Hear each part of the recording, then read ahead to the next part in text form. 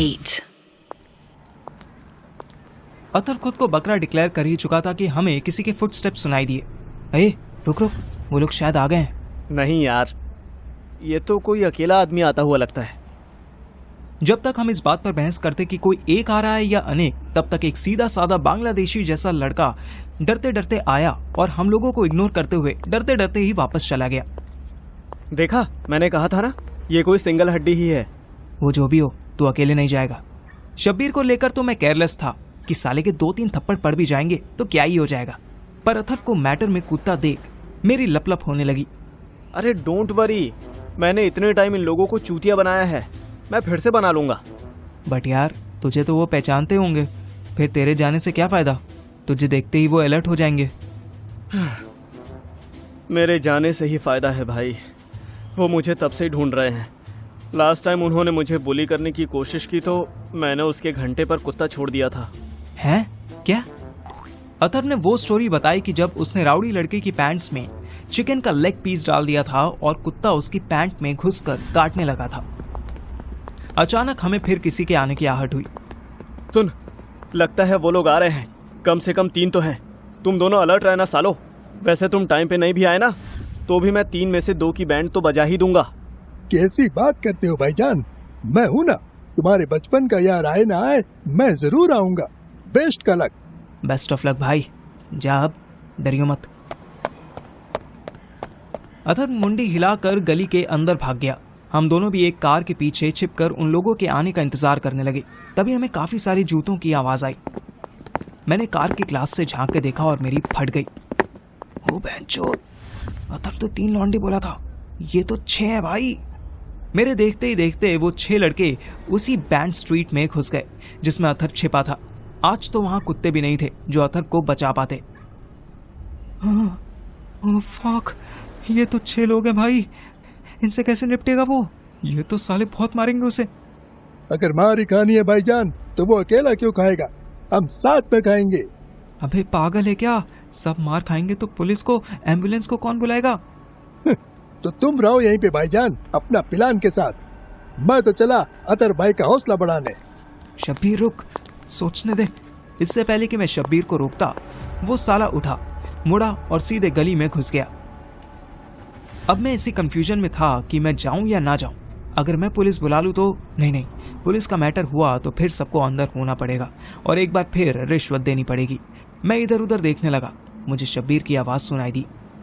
देखता क्या है कमजोर, अम्मी का दूध और अब्बू का लहू पिया है तो आ मुझसे 2-2 हाथ कर।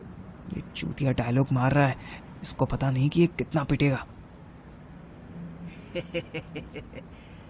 तू कौन होती ना मुराद? अचानक लात घूंसों की आवाज आने लगी। मैंने मोबाइल खोला और उसमें पुलिस सायरन की रिंगटोन बजाने लगा। मैंने फुल वॉल्यूम में रिंगटोन बजानी शुरू कर दी। लड़के तितर बितर होने लगे। अखिरूज बिन हुना बिसूरिया। राउडी लड़का अरबिक में भागो भागो चिल्लाता हुआ निकल गया। 3 लड़के तो मेरे सामने से लेफ्ट भागे, एक सीधे निकल गया, एक राइट भागा। उनके जाने के 10 सेकंड बाद मैं गली में घुसा तो देखा शब्बीर डस्टबिन के पास पड़ा हुआ आऊ आऊ कर रहा था। आइए, बहुत मारा भाई, सारे अंजर पंजर हिला दिए, अल्लाह बर्फ गिराए इन पर। उन्होंने तुझे इतना मारा और तू उन पे बर्फ गिरवाना चाहता है? वो तेरे दुश्मन है या विस्की का पैग? मजाक नहीं करो भाई, बिजली गिरेगी उन हरामजादों पे। तूने ही तो ललकारा था यार, अब बिजली गिरा रहा है। एनीवेज उठ, आजा। मैंने उसे हाथ देकर उठाया। अथर कहाँ गया? उसको पीट के कहाँ डाला इन्होंने? अतर भाई तो आए नहीं, मुझे अकेले को नामुरादों ने मारा, एक साथ मारा, एक साथ 6 लाते मेरे पेट पर पड़ रही थी भाई। ओह, फिर भी अथर कहाँ गया? मुझे मन ही मन बहुत हंसी आ रही थी। अपनी हंसी दबाने के बहाने मैं डस्टबिन के पीछे अथर ढूंढने लगा। अथर भाई किधर है तू? क्या भाई, तुम्हारा दोस्त कोई चूहा थोड़ी है जो डस्टबिन के नीचे तलाश रहे हो। मुझे मेरा हाथ, मुझे लगता है कि वो ये जाल बांध के दूसरी तरफ निकल गया है। अथर ये जाल टाप सकता है? स्ट्रीट के एंड में जो मैश जाली लगी थी वो कोई 10 फीट 2 जगह जूते की मिट्टी लगी हुई थी। ये मिट्टी जरूर कचरे पर पैर रखने से लगी थी। प्रॉब्लम ये भी थी कि जाल के दूसरी साइड का एरिया बिल्कुल डार्क था, वहां तक स्ट्रीट लाइट नहीं जा रही थी। अब हमें इस जाल की दूसरी तरफ जाने का जुगाड़ ढूंढना पड़ेगा। क्यों, तुम इसे लांग नहीं सकते क्या? मैं नहीं, मैं ये बंदर पने वाला काम नहीं करता। आई एम श्योर इस साइड पहुंचने का कोई ना कोई रास्ता होगा। चल आगे से चेक करते हैं। शब्बीर मुस्कुराया। अथर्व के मिलने से पहले तक वो मुझे बहुत भाव दे रहा था, पर अथर्व और श्रेया से एक साथ मिलने के बाद उन दोनों की तरह शब्बीर भी शायद मुझे चूतिया फट्टू समझने लगा था। वो 4 कदम पीछे हटा। क्या कर रहा है भाई? शब्बीर मेरे क्वेश्चन का आंसर देने के मूड में नहीं था। उसने प्लेन की तरह थोड़ा रनवे लिया। वो तेजी से दौड़ा और जाल के दरवाजे पर चढ़ गया। वो भैंस की टांग, तू भी चढ़ गया? अपना ख्याल रखना पार्थे भाई, यही इंतजार करना, मैं अतुर भाई को तलाश के लाता हूँ। वो 10 फीट के जाल से डायरेक्ट नीचे कूदा और अंधेरे में गायब हो गया। मैं बेवकूफों की तरह कभी हिलते हुए जाल को तो कभी डस्टबिन से बाहर निकलते कचरे को देखता रहा। दूसरी तरफ जेल में मोंटी बशीर से छुपता फिर रहा था। मोंटी बाथरूम जाता तो बशीर भी उसके पीछे पीछे चला जाता। मोंटी वहां से किसी तरह निकलकर सीधे अपनी बिराक में जाता तो भी बशीर उनके पीछे पीछे आ जाता। डिनर टाइम पर बशीर ने मोंटी को घेर लिया। अब बच के निकालने के लिए कोई साहिल नहीं बचा मोंटी भाई। Sahil? I don't need any Sahil. Sahil no need तो क्या यू नीड? अयो, जितना गंदा मैं हिंदी बोलता तो उतना गंदा इंग्लिश बोलता। बशीर शब्बीर के कंपैरिजन में थोड़ा चंट था। वो देखने में थोड़ा गोलू मोलू था पर दिमाग से तेज था। तुम पुलिस वाले से क्या खुसर फुसर कर रहे थे मियाँ? बताओ जल्दी। मैं नहीं तो बताएगा। अच्छा, नहीं बताओगे? सोच लो। क्या सोचेगा? तू सोच।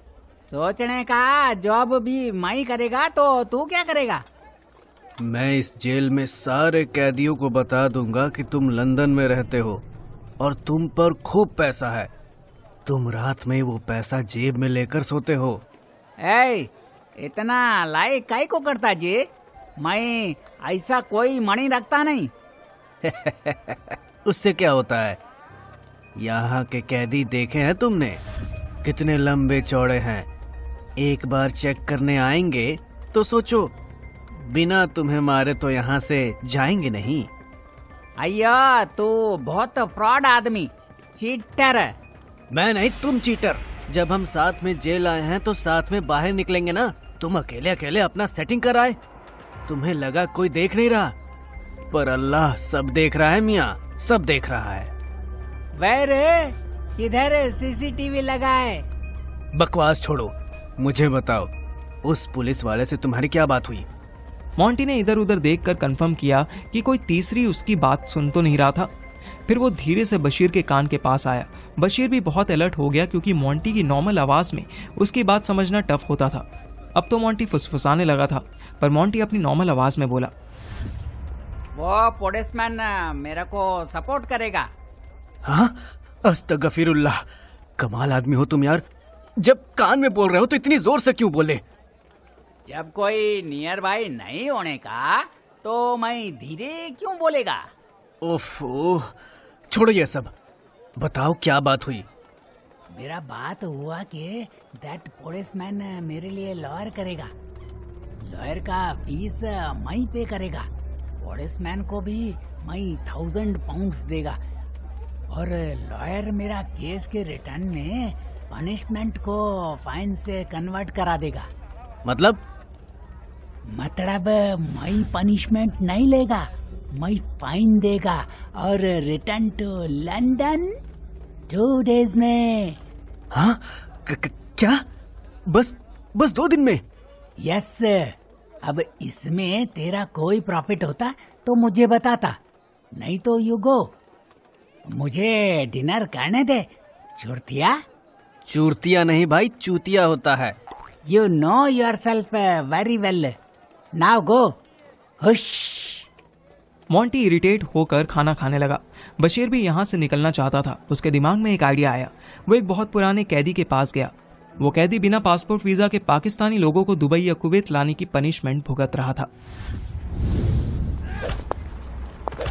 इधर मैं पूरा लंबा रास्ता क्रॉस करके जाल के पार वाली अंधेरी गली में पहुंच तो गया, पर यहाँ से मुझे किसी के पिटने की आवाज आ रही थी।